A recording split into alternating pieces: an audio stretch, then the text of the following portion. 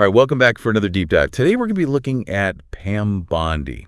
Oh, interesting. And the source material you guys sent over for this one is, it's actually a vlog script, which, we don't get every day. So should be interesting to see what we can uncover. Not just the highlights of her career, but some of those lesser known aspects of her life and work as well. Yeah, vlog script is definitely fascinating because it's so, tailored to present a certain image, right? So as we go through it, it'll be interesting to see how that image that it's trying to portray lines up with, maybe some of the other information that we find.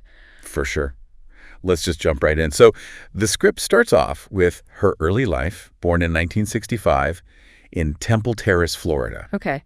And her father was actually the town's mayor. Wow. So like public service was kind of in the family. Definitely. Those early influences can really shape a person's path. And the script also mentions that she studied criminal justice at the University of Florida, and then she went to Stetson for law school. Okay. Which is known for its emphasis on advocacy. So it seems like she was, interested in law and public service from a young age. It does, yeah. And speaking of public service, the script mentions that she became an assistant state attorney right after graduating. I got to be honest, I'm not totally sure what that means. Oh, sure. So basically, an assistant state attorney is a lawyer who represents the state in criminal cases. So they're responsible for prosecuting people who are accused of crimes. Gotcha. In Bondi's case, she worked in Hillsborough County, Florida for nearly 2 decades and, really built a reputation as a tough prosecutor. Wow. So this experience really gave her, a strong foundation in the legal system and exposed her to a really wide range of criminal cases. That makes sense. Sounds like she was building up a solid foundation there. So then fast forward to 2010, the script highlights a pretty big moment for Bondi. She was elected as Florida's first female attorney general. Now, that's not just a personal achievement. That's a historical moment. Yeah. For women in law and politics. She broke a barrier there. Definitely. I'm curious, what kind of impact did that have on the legal landscape in Florida at the time? Did it inspire other women to pursue similar roles? That's a great question. The script doesn't really go into too much detail on the broader impact. Okay. But it does mention some key issues that she focused on as Attorney General. Human trafficking, the opioid crisis, and consumer protection. Yeah. Very much focused on public safety. Yeah, those were and continue to be major challenges. The script mentions she launched several initiatives during her time as Attorney General. Right. I'd love to, see how those initiatives actually played out. For example, it says she pushed for stricter penalties for human traffickers. So did that actually lead to a decrease in trafficking cases? Or were there maybe some unintended consequences? A good point. The script, unfortunately, doesn't offer a lot of data on the outcomes of, what happened. Okay. But it does highlight her efforts to secure more resources for victims of trafficking. So it seems like she was taking, a multifaceted approach. Yeah, multifaceted approaches are often essential when you're dealing with these complex issues like human trafficking. But it's also important to kind of assess the effectiveness of those approaches, right? Did these new resources reach the intended recipients? What were the long-term effects of these initiatives? I think we need to look beyond this vlog script to really get a clear picture. Absolutely. And it wasn't just human trafficking. She also took on the opioid crisis head on. The script credits her with playing a crucial role in holding pharmaceutical companies accountable for the opioid epidemic. Okay. Through these massive multi-state lawsuits. Can you explain what a multi-state lawsuit is and why it was such a significant strategy in this case? Yeah, so a multi-state lawsuit is basically when multiple states kind of join forces to sue a single defendant. Okay. Usually a large corporation or maybe even a federal agency. Gotcha.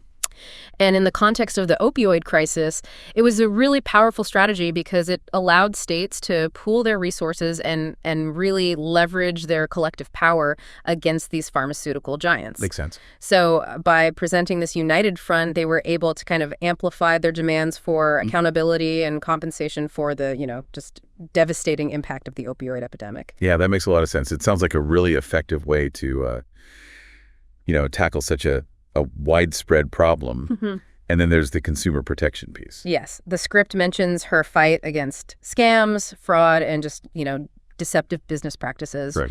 And this is an area where an attorney general can really have a direct impact on the lives of, everyday people. Yeah. I'd be interested to hear some specific examples of the cases that she took on and what kind of precedent they set for consumer protection in Florida. I agree. Unfortunately, the script keeps it pretty high level on the consumer protection front. Okay. But it does move on to an area that was definitely controversial. Right. Her involvement in challenging the Affordable Care Act. Ah, yes. The Affordable Care Act, or as some people call it, Obamacare. Right. This was, a landmark piece of legislation that significantly reshaped the healthcare landscape in the U.S. Huge. It was also incredibly divisive with, strong opinions on both sides. Yeah. Can you kind of unpack why Bondi decided to challenge this act? What were her arguments? Well, the script frames her decision to challenge the Affordable Care Act as a bold move to protect Floridians from what she saw as government overreach. It doesn't really go into the specific legal arguments, Okay. but it does emphasize that she felt certain aspects of the law were unconstitutional and harmful to the state's economy. This is where, the legal and the political really intersect. And I think it's important to note that challenging a federal law of this magnitude it's a significant undertaking. Huge, yeah. And it suggests that, Bondi was willing to take on a pretty politically charged battle. Absolutely. Yeah. And her involvement in this case definitely put her in the national spotlight. Oh, yeah. And it wasn't just the Affordable Care Act either. Mm-hmm. The script also touches on her advocacy for victims of synthetic drug abuse, specifically supporting laws to restrict access to these substances. Now, that's another area where we see this intersection of public safety and personal freedoms. Right. Because restricting access to substances is often a controversial approach. Yeah. It raises questions about, individual liberty versus the role of government in protecting its citizens. I wonder what the public's response was to her stance on this issue. That's a great question. The script doesn't really get into, the specifics of public reaction or anything like that. Okay. It kind of moves on to her life after serving 2 terms as Attorney General. This is interesting to me. This is where we see what truly drives a public figure. Yeah. Did she stay engaged in public service, or did she pursue a different path? Well, it seems like a little bit of both. Okay. The script mentions that she transitioned into a role as a legal and political commentator, sharing her expertise and insights on various platforms. But it also says that she remained committed to her advocacy work, particularly in the areas of human trafficking and public safety, partnering with various organizations. That's interesting. So she continued to engage with those issues, but maybe from a different angle now. Right. The shift from public office to commentator and advocate, it raises an interesting question. Is it possible to have a greater impact outside of those traditional power structures? That's a great question, yeah. Something to think about. And then in 2019, she steps back into the political arena, but this time on a national stage. Okay. She joins the defense team for President Donald Trump during his first impeachment trial. Wow, that's a significant move. Yeah. I mean, impeachment trials are rare and incredibly high-profile events. Her decision to join the defense team suggests that she was, really willing to take on a politically charged case with immense national implications. Yeah, and the script doesn't delve into any, the details about her relationship with President Trump or her views on the impeachment proceedings. Gotcha.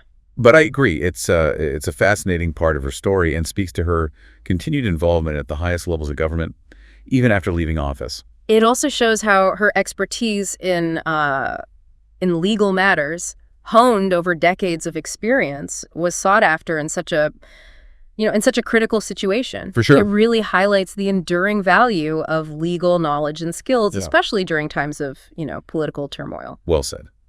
And that wraps up the first part of our deep dive into Pam Bondi's story. We've covered a lot of ground here. From her early influences to her time as Attorney General to her post-office career and her involvement in national politics. We've seen her break barriers, tackle really tough issues, and court controversy along the way. Yeah, it's clear that she's a complex and accomplished figure. For sure. And we've only just scratched the surface. Yeah. I'm looking forward to diving deeper into her legacy and exploring, what her story really tells us about this evolving landscape of law and politics in America. Me too. We'll be back soon to continue our exploration, so stay tuned. As we continue this deep dive into Pam Bondi's life and career, I think it's important to maybe shift our focus a little bit. Yeah. We've been going pretty chronologically, but Yeah. I think it's important to kind of move into a more thematic exploration, I like that. Yeah, I feel like we've established a good foundation, and now we can dig into some of those bigger questions. Exactly. Where should we start? Well, we've talked a lot about her accomplishments, but I think it's crucial to really examine her legacy and the impact she's had, both positive and potentially negative. Yeah, that's a good point. The script definitely paints a pretty positive picture, highlighting her role as a trailblazer, for women in law and politics. Being the first female attorney general in Florida is undoubtedly a significant achievement. For sure. It's a powerful symbol of progress Yeah. and a testament to her ambition and determination. But I think, true legacy goes beyond just holding a title. Right. It's about the lasting change that you create. So how do we measure that lasting change in Bondi's case? Where do we see her influence? Well, we can start by looking at, the specific areas that she focused on, Yeah. human trafficking and the opioid crisis.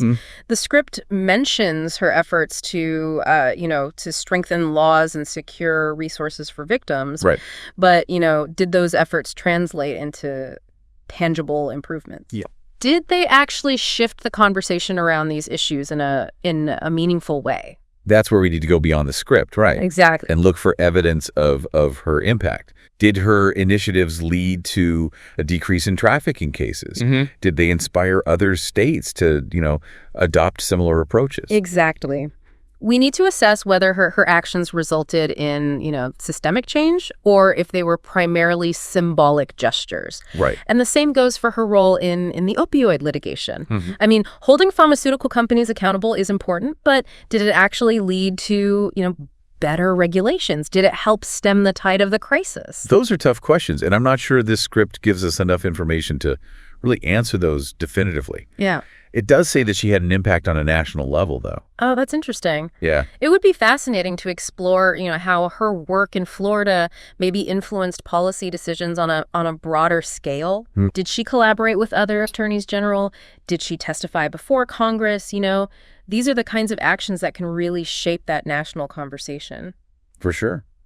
It seems like her influence extended beyond just, specific policies as well. Okay. The script talks about how she inspired, countless young women to pursue careers in public service. Yeah, that's an important aspect of her legacy, even if it's hard to quantify. Right. Representation matters. Absolutely. And seeing someone like Bondi in a position of power can have a profound impact on aspiring lawyers and policymakers. It's about breaking down those barriers and showing what's possible, Exactly. But I also think it's important to, acknowledge the controversies that surrounded her career. No legacy is without its, complexities. Absolutely. I mean, controversy can be a sign that someone is, pushing boundaries and challenging the status quo. Right. But it can also be a red flag. Right. It can indicate potential ethical lapses or misjudgments. Yeah, we can't ignore the criticisms that were leveled against her, particularly those related to, her handling of certain consumer protection cases and her role in challenging the Affordable Care Act. Right. Some argue that she was more interested in, political gain than in serving the best interests of Floridians. And those criticisms need to be weighed against her accomplishments. Yeah.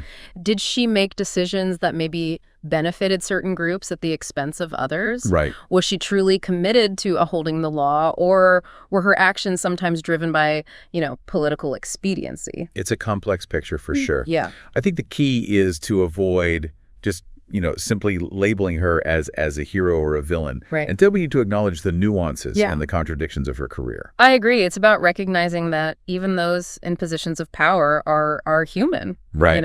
Capable of both great good and significant missteps. Absolutely. And it's really up to each individual to examine the evidence and draw their own conclusions about her lasting impact. Before we move on, I want to circle back to something that caught my attention in the script. It mentions her love for animals. Oh, yeah. Especially rescue dogs. I remember that. Yeah, it seemed a little bit out of place. Yeah, it does. Amidst all the talk of, legal battles and political maneuvering. Right. But then I started thinking, maybe these seemingly insignificant details are actually quite revealing. They offer a glimpse into her personal values. Oh, interesting. And priorities. Okay. And it made me wonder, does that compassion for animals translate into her work in other areas? Does it influence her approach to issues like human trafficking, where empathy and a deep understanding of suffering are so crucial? It's an interesting question. Yeah. And while we can't definitively say that, her love for animals directly influenced her policy decisions, it does add another layer to our understanding of her as a person. Yeah, it reminds us that even those who operate in this, often harsh world of politics are capable of deep compassion and empathy. Yeah. And that perhaps those qualities can play a role in shaping a more humane and just society. It's a beautiful thought to kind of carry with us as we continue to explore Pam Bondi's legacy. It encourages us to look beyond the headlines and consider the full complexity of her story. And on that note, I think it's time to move on to the final part of our deep dive. Okay. We examined her past, her achievements, and the controversies. Now, I'm eager to explore what lessons we can learn from her journey and ponder some thought-provoking questions about her lasting impact. Welcome back to our deep dive on Pam Bondi. We've really explored her journey, from small-town Florida all the way to the national stage, uncovered both her triumphs and those controversies along the way.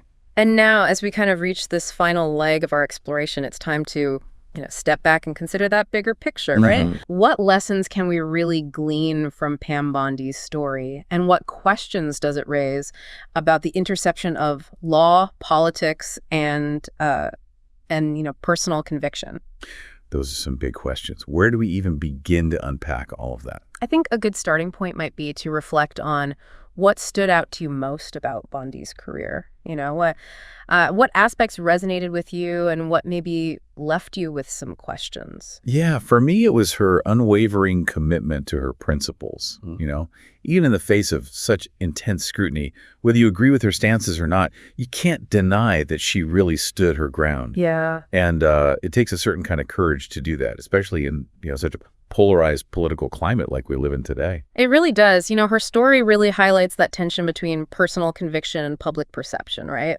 When does standing by your beliefs become, stubbornness? Right. And how do you navigate that line when you're in a position of power? It's a tough balancing act for sure. Yeah. On the one hand, you want leaders who are principled and they won't be swayed by, every passing trend or political pressure. Right. But on the other, you also want leaders who are open to different perspectives, and they're willing to adapt when it's necessary. So Bondi's career seems to be like a case study in this very dilemma. It really is. And it's not just about individual leaders either. It's about, the systems they operate within. Bondi's story really raises questions about, the role of the attorney general. Yeah. Is it primarily a legal role, focused on upholding the law, or is it inherently political, with decisions inevitably influenced by ideology and party affiliation? Yeah, it's a complex issue for sure. Yeah. It goes way beyond any one individual. Right. But Bondi's career definitely provides a lot of food for thought. Yeah. Her involvement in challenging the Affordable Care Act, for example, Right. was seen by some as this, legal decision based on her interpretation of the Constitution, while others viewed it as this, purely political move. Exactly. And this ambiguity is kind of inherent in a lot of these high-profile legal cases, especially those that touch on those, deeply divisive social issues. Yeah. And it really challenges us to think critically about the motivations behind legal decisions, and to really recognize that law and politics are often very much intertwined. For sure. It also raises the question of accountability. Yeah. If an attorney general makes decisions based on political considerations rather than purely legal ones, to whom are they ultimately accountable? Right. Is it to the voters who elected them, to the Constitution they swore to uphold, or even, just to their own conscience? These are weighty questions, and they don't have easy answers, unfortunately. Right. But they're essential questions to ask. Yeah. If we want to ensure that our legal system, remains fair and impartial. Absolutely. Another key takeaway, at least for me, is the importance of representation, especially for women in traditionally male-dominated fields like law and politics. Bondi's election as as Florida's first female attorney general it was a watershed moment. Yeah. It sent such a powerful message that women can and should occupy positions of power. Right. And her journey, likely inspired countless other women to pursue those similar paths. Absolutely. It's a reminder that progress is often, incremental. Yeah. But each step forward creates these ripples that can have a profound impact on generations to come. I agree. And it also highlights the importance of mentorship and role models, especially for those young women who may not see themselves reflected in the current leadership landscape. Right, exactly. Representation isn't just about optics. Yeah. It's about bringing diverse perspectives and experiences to the table. And when we have more women in leadership roles, we get different approaches to problem solving, different priorities, and a more inclusive vision for the future. And it's not just about gender diversity either. Right. It's about representation across all spectrums, race, ethnicity, socioeconomic background, sexual orientation, and so on. Absolutely. The more diverse our leadership is, the better equipped we are to really address those complex challenges facing our society. 100%. Yeah. As we kind of wrap up our deep dive here, I'm left with, a sense of admiration for Bondi's ambition and determination. Yeah. But I'm also left with a lot of questions, about the choices she made, right. The impact those choices had. And that's the beauty of these deep dives, right? Yeah. They're not about arriving at definitive answers. They're about encouraging that critical thinking and stimulating those meaningful conversations. Sure.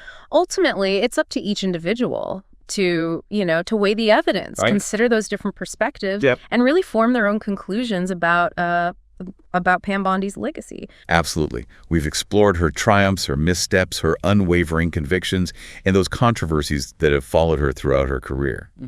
Now it's your turn, listener. Decide what her story means to you. What lessons will you take away from this deep dive? And how will you apply those lessons to your own understanding of the world around you? Thanks for joining us on this journey of discovery. Until next time, keep questioning, keep exploring, and keep diving deep